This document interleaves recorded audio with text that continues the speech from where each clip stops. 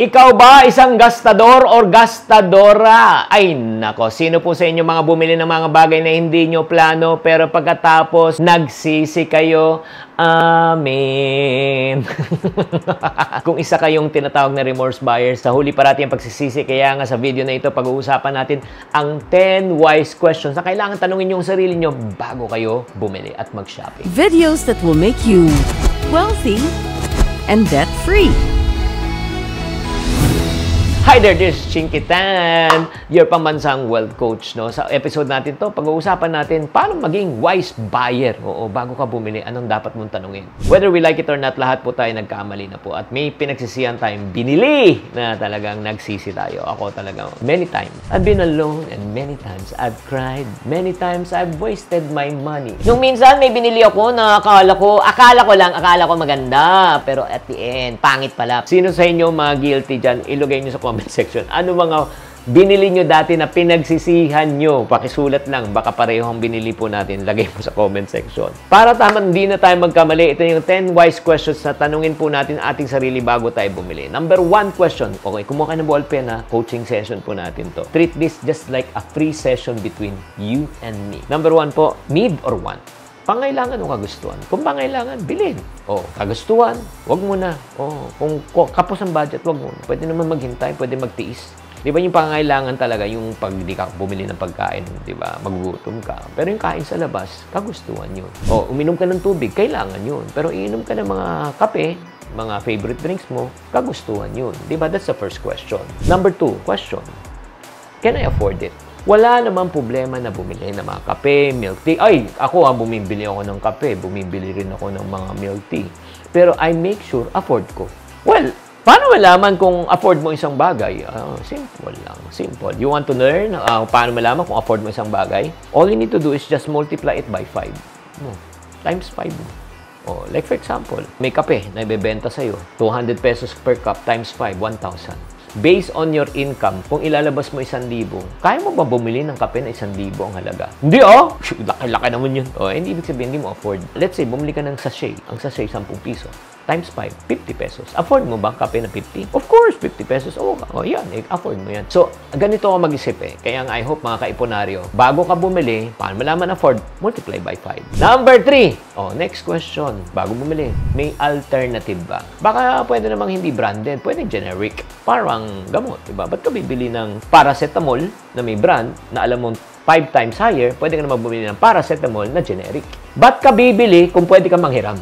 Kung minsan mo lang gagamitin. Like for example, bibiyahe kayo matagal, di ba, malayo. Kailangan nyo, 8 kayo. Yung sasakyan mo, pang-5. Bibili ka ng sasakyan na pang-8 na 1 time, 2 times magamit. Ba't di ka na manghiram o mangupa?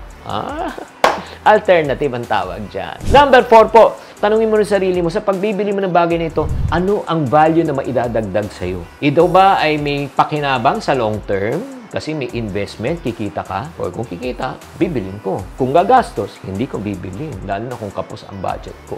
Number 5, tanungin mo rin, bago ka bumili, nag-canvas ka na ba? Nagkumpara ka na ba ng presyo sa market? Research and compare prices to get the best deal.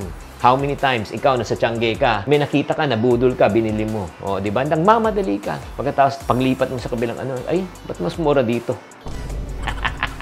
Nangyari na ba yan sa'yo? Nangyari na kasi sa akin yan Grabe. Mas mababa pa ang iba. Kaya nga tanong ko kay Julie Ann Sares, no? At saka kay Sam Peña at the same time, Mama Beng's Vlog. Kayo ba nag-iisip muna, nag-canvas bago kayo bumili? Number 6 question, bago ka bumili, tanongin mo sarili mo. Impulse buying ba to? Or talagang planned buying? Ulitin ko impulse or planned?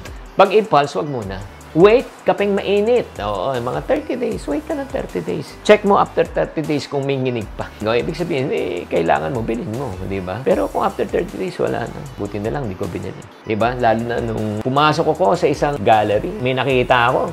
Sabi ko, sige, gusto ko lang bilhin. Pero pinalipas ko ng 3 araw, ng 3 araw, wala na. Nakalimutan ko. Kaya hindi ko na binili. Number 7. Does it align with my goals? Itong bang bibilin ko ay pasok to sa plano ko. Sa short term, medium term, and long term plan.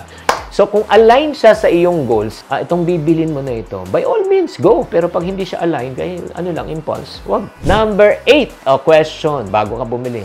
May budget pa. May budget ba sa iyong kita? Yun ang tanong. Naka-allocate ba? Kung walang budget, again, ayan na naman po tayo kasi nga nabudol na 1-1, 2-2, 3-3. Yun na nga, napunta ka lang sa sale Again, ito lang ang pagdating sa sale. The issue is not the sale. The issue is kung may budget ka. Kahit may sale, pag wala kang budget, dapat di ka bumili. Kahit walang sale, pag may budget ka, bumili ka. Number 9 to. Ask yourself, bago ka bumili, ano ba ang iyong long-term goals? Ika nga makawala sa utang? Kung gusto mo makawala sa utang, huwag kang gastos ng gastos na hindi mo kailangan. Bakit? If you keep on spending the money that you earn, even if you don't need it, chances are, you will use it and you will use it up. Once you use it up, you will get into debt. Kaya tanungin mo parati, may return ba to? Kasi pag nag-long-term thinking ka, talagang magbabago ka. Magiging makatuwirang kuripot ka na katulad ko. Mga kaiponarios. And last but not the least, number 10 question bago ka bumili. Am I making a conscious choice? English to yan. Alam mo yung desisyon, dapat po, hindi po motivated ng inggit, hindi motivated ng gusto. Ito ay motivated dahil nga may budget ka, may plano ka, kasama sa plano mo, 'di ba? Like for example, 'di ba kung talaga ang plano nyo talaga magka-negosyo, 'di ba? Huwag kang manghinayang na maglabas ng pera. Bakit? Conscious choice 'yan Ito ay para sa inyong pangarap. Kahit na medyo may kataasan ng perang ilalabas mo, ilabas mo. Bakit?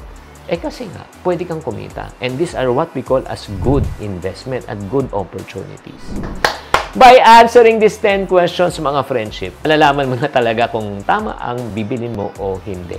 Kaya mga kapatid, so based on the 10 questions, ano po na-realize nyo po dito? I want you to please participate and type in the comment section kung paano ka natulungan nitong episode na ito. And then ito yung good news. Meron pa akong mga ibang 10 questions that you need to ask yourself before you invest, before you start a business.